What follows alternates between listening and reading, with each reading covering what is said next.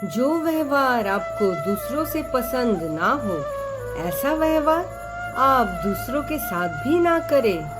आप ही अपना मित्र और आप ही अपना शत्रु हैं, क्योंकि स्वयं का पतन और उद्धार दोनों आप पर निर्धारित करते हैं। याद रखना, अगर बुरे लोग सिर्फ समझाने से समझ जाते, तो बांसुरी बजाने वाला भी कभी महाभारत होने नहीं देता।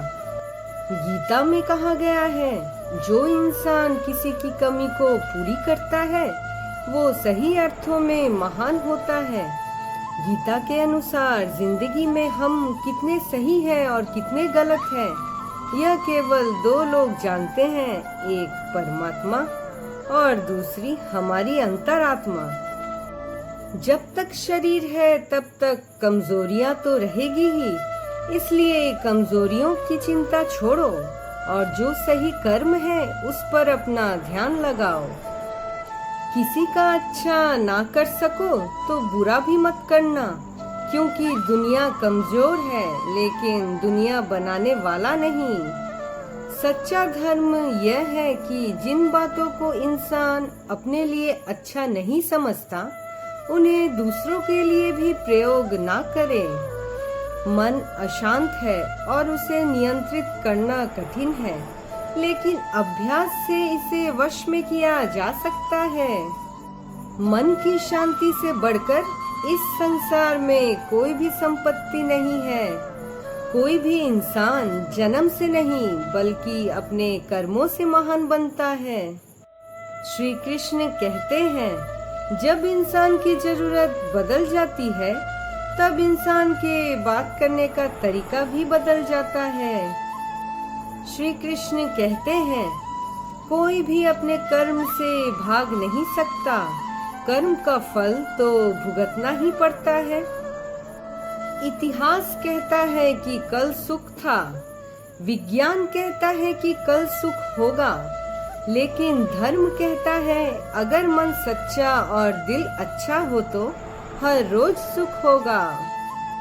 ज्यादा खुश होने पर और ज्यादा दुखी होने पर निर्णय कभी नहीं लेना चाहिए, क्योंकि यह दोनों परिस्थितियां आपको सही निर्णय नहीं लेने देती। जो होने वाला है वो होकर ही रहता है, जो नहीं होने वाला वह कभी नहीं होता। ऐसा निश्चय जिनकी बुद्धि में होता है, उन्हें चिंता कभी नहीं सताती।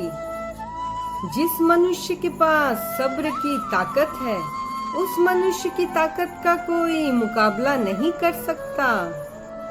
इंसान हमेशा अपने भाग्य को कोसता है, यह जानते हुए भी भाग्य से भी ऊंचा उसका कर्म है, जो उसके स्वयं हाथों में ही है।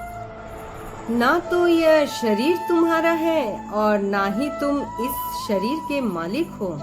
यह शरीर 5 तत्वों से बना है, आग, जल, वायु, पृथ्वी और आकाश। एक दिन यह शरीर इन्हीं 5 तत्वों में विलीन हो जाएगा। सत्य कभी दावा नहीं करता कि मैं सत्य हूँ, लेकिन झूठ हमेशा दावा करता है कि सिर्फ मैं ही सत्य हूँ।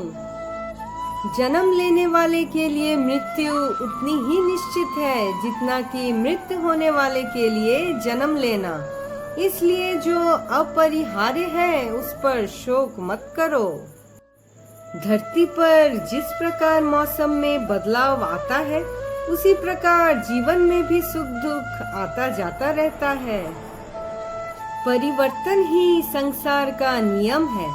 एक पल में हम करोड़ों के मालिक हो जाते हैं और दूसरे पल ही हमें लगता है कि हमारे पास तो कुछ भी नहीं है। वह व्यक्ति जो अपनी मृत्यु के समय मुझे याद करते हुए अपना शरीर त्यागता है, वह मेरे धाम को प्राप्त होता है और इसमें कोई संशय नहीं है।